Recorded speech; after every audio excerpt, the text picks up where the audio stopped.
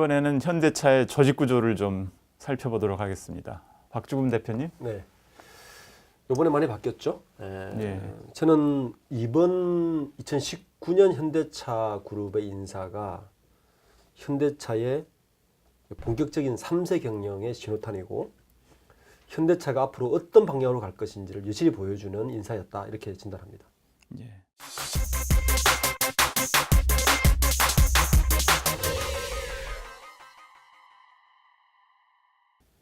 현대차는 지금 정몽구 회장은 거의 대외적인 활동을 안 하고 있죠. 또 고령이시고 네. 뭐 좀 질환도 좀 있다는 얘기도 네, 있던데 있고, 네. 건강은 하신가요? 뭐 직접 뵈지 않아서 제가 그런지 모르겠고 가끔 뵙는 거 아니었어요? 아닙니다. 거의 대외 활동을 하지 않으시고 경영 전반에 이제 관여를 하지 않는 걸로 지금 보이고 있죠.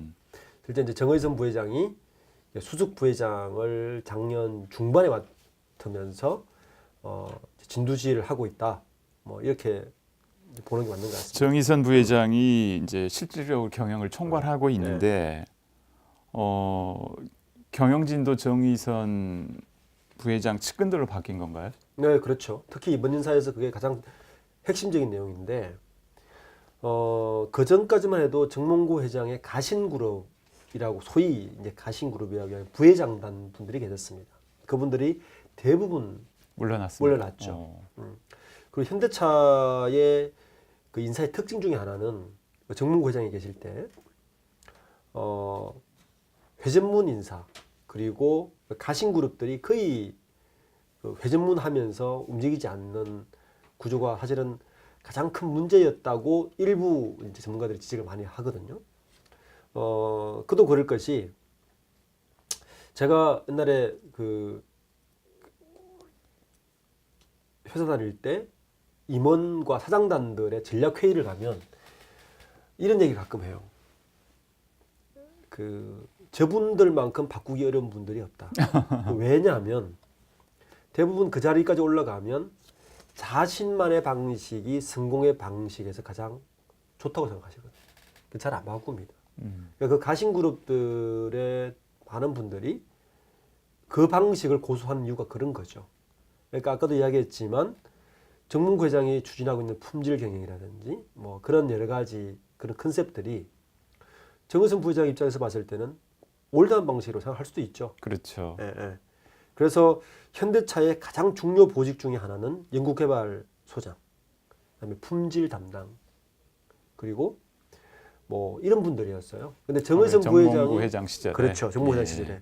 근데 정의선 부회장이 생각하는 가장 요직은 물론 이제 연구소 소장도 그렇지만 디자인 센터장, 디자인, 글로벌 마켓 전략 이런 부분들을 주요 이제 중요한 보직으로 생각하는 인사들이 이번 나타난 거죠.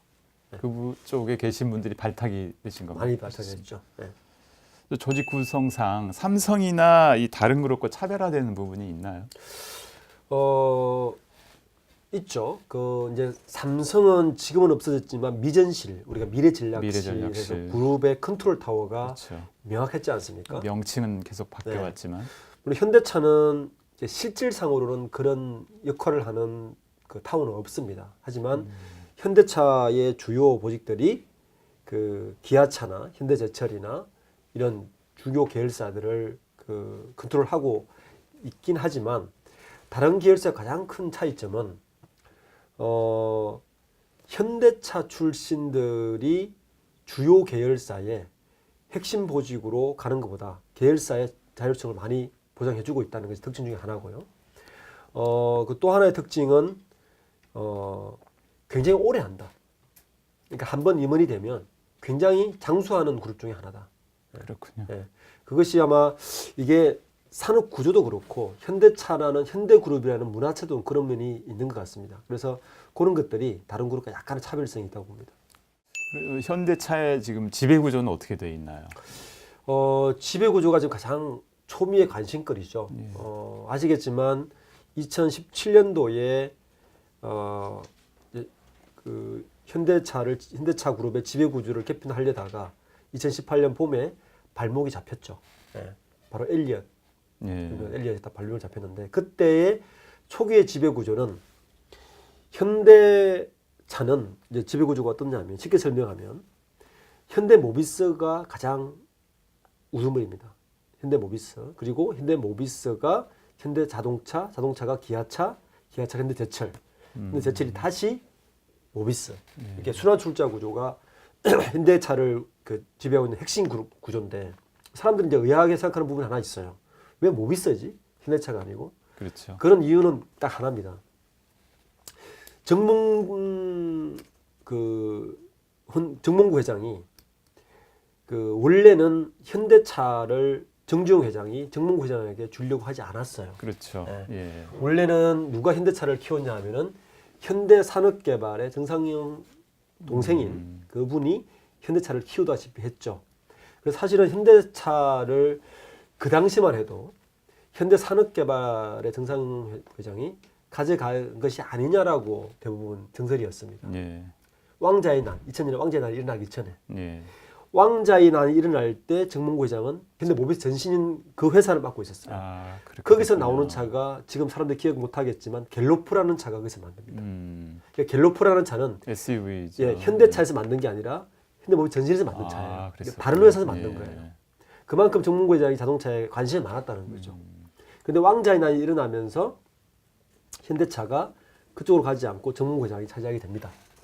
그래서 현대모비스가 현대차 그룹의 정점에 있는 거예요. 그렇군요. 그러니까 현대모비스의 지분을 정몽구 회장이 갖고 있는 거죠. 그래서 그러다 보니까 현대모비스를 통해서 현대자동차를 지배하고 이런 구조를 가지고 있는데 지금의 지배구조의 핵심은 뭐냐면 그러다 보니까 현대 정몽구 회장과 정의선 부회장이 가장 효율적으로 회사를 지배하기 위해서는 현대모비스의 지분을 확보해야 되는 거예요. 근데 그렇네요. 문제는 예.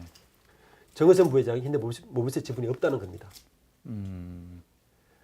그래서 정몽구 회장이 현대삼성그룹처럼 트릭을 쓴 게 현대글로비스라는 회사를 만들어서 거기에 물류회사잖아요.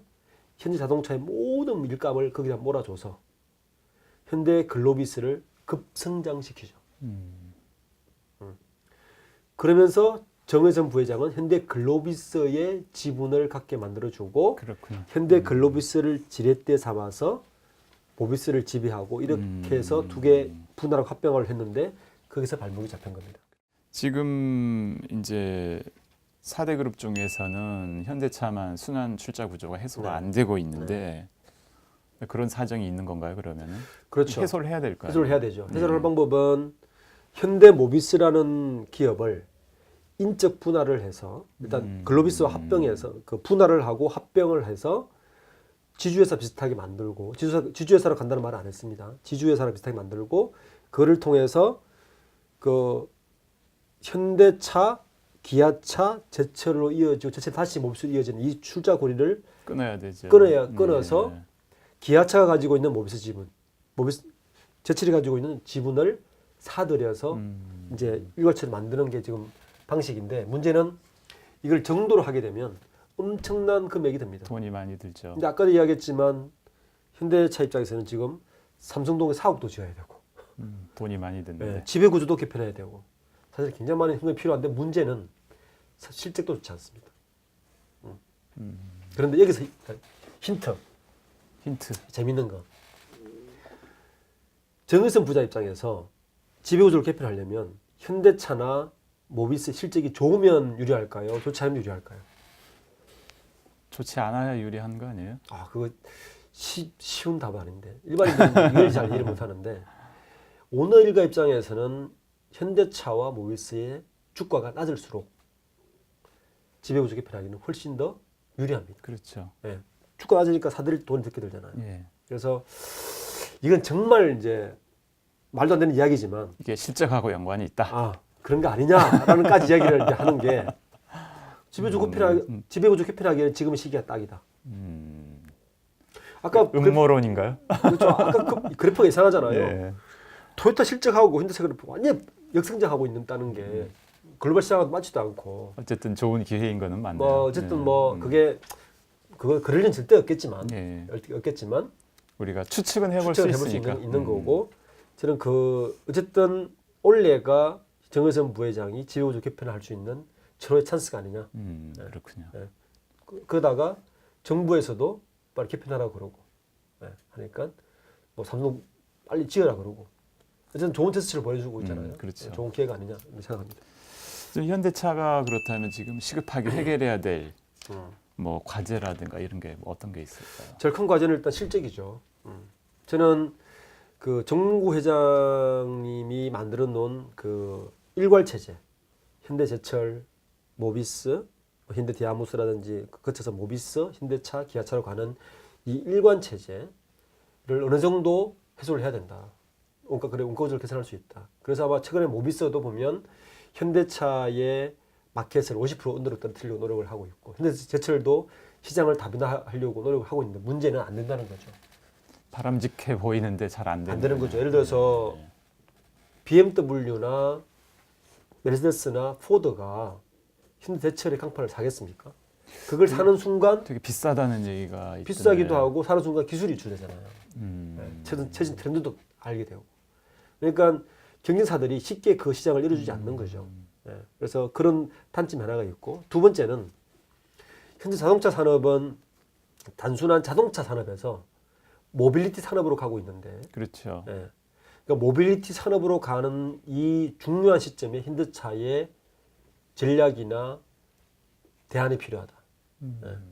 지금 유럽이나 미국의 이런 차들은 다른 구글이나 뭐 페이스북이나 다른 아마존이나 대형 플랫폼 기업들과 협작해서 모빌리티 산업의 주도권을 가져가려고 하고 있는데 현대차의 전략은 뭐냐? 이 시기를 놓치면 단순한 자동차를 공급해주는 서플라이 메이커로 살아날 수밖에 없다. 굉장히 저가의 마진을 남기면서. 그렇죠. 그래서 이런 점에 대해서 현대차가 어떤 전략을 내놓을 거냐에 대해서 굉장히 초미의 관심거리입니다. 다시 한번 이야기하지만 자동차 산업은 반도체보다 우리나라에게 훨씬 중요한 산업입니다. 전후방 산업 때문에. 그렇군요. 네. 알겠습니다. 네. 자동차 산업은 전후방 파급 효과와 일자리 영향이 워낙 큰 산업입니다. 현대차가 어려워지면 우리 경제 전반에 미치는 파급 효과도 어마어마한데요.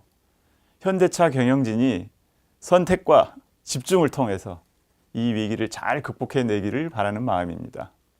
네, 기업의 속사정을 해부하고 재벌가 사람들을 탐구하는 유튜브 방송 CEO 파일 재개 뒷담화, 이번 주도 흥미롭게 보셨습니까?